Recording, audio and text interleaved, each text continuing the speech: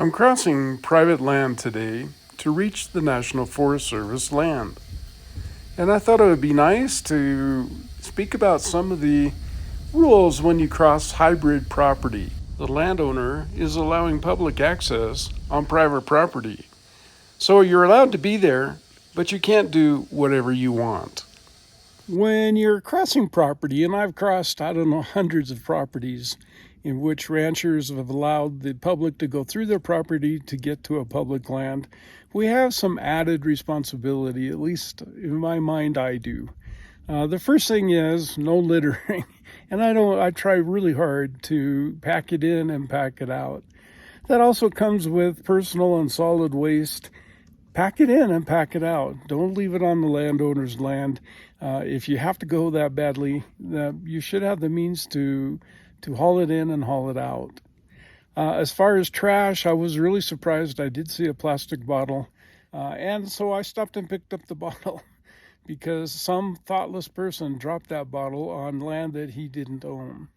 Also, what I've learned in crossing private land is that it's not mine to do whatever I want with. It's an access easement. It's a right to travel from point A to point B, in this case from the highway to the National Forest Service line, and if I want to so choose, go to the wilderness area line. But it's not a place to launch a drone or to pitch a campfire or to camp or really to do anything more than travel in and out. Of course, no hunting, no fishing, no fireworks. You wouldn't be happy if someone came onto your land and did those things without your permission. Cattle can become startled and will run sometimes right in front of you.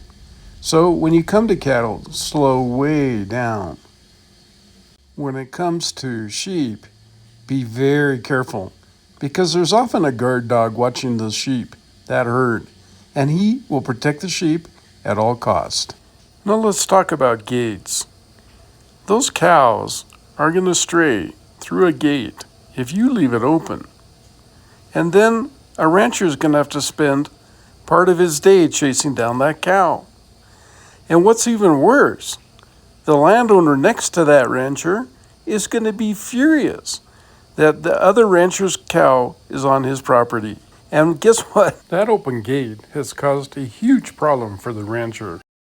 So please, leave gates open or closed as you find them.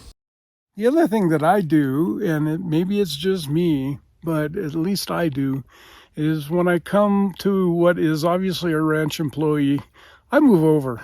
That guy's got a lot of work to do, a lot of fences to mend, rivers to clear, just hay to put up, cattle to tend, just an immense amount of work. And he's running his business day. He's working. I'm on vacation. So when I meet somebody like that, I always pull over and let them pass and not take away from their valuable time. The other thing to watch is road condition. It's generally bad practice to go on dirt roads right after it rains. You're going to add to rutting and the tracks and problems for the rancher. And now somebody has to fix that road. Many towing services won't go into remote country and rescue you. So be very careful where you go. We're losing access to public and private land at an unprecedented rate. Several hot springs have been closed, and you can't go there anymore, and a lot of national forest land is no longer available for overnight stays. So my objective here is to help people, to educate a little bit, and to hope to advocate for the public. If we want to continue to access national forest land and other public lands available only through a bridge through private land, we're going to have to respect the rights of the landowners. To give you an idea of scope, we've crossed at least 3 ranches in which the ranch owner owned both sides of the road during the course of this video alone. This is Little Nix. She comes with me in all my trips. My name is Timothy Painter. I try to go to really remote places, and I go to some of the not so remote ones too.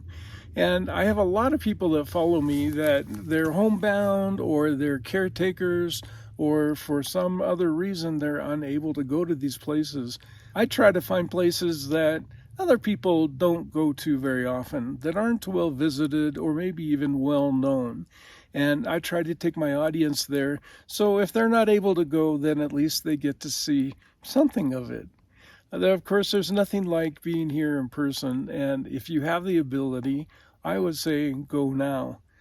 You notice I drive an older vehicle. Sure, I'd love to have one of the $260,000 new rigs that they put out, the new Sprinters. I think the secret to going camping is drive what you can afford.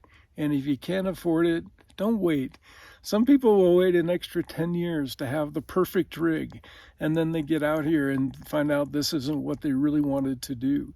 So the solution here is go with what you have. The rig I have was a gift from a dear friend who said, we don't need the van anymore, we're not going to use it. We know you would enjoy it, and why don't you take it? And that's the kind of spirit. I have done that myself for others, and that's what I try to do in my life, is give back. So you can follow me at Traveling Timothy on YouTube. And I really appreciate all the support. We're really trying to build our page. We're trying to get up to 2,500 subscribers. That's just a pittance, just a thumbnail, a fingernail of subscribers. And we really need your help. So please subscribe and forward it. This, what helps probably the most is when you forward it or you like. That helps also. Okay, well, we'll see you soon. This is Traveling Timothy. We'll see you around the next bend.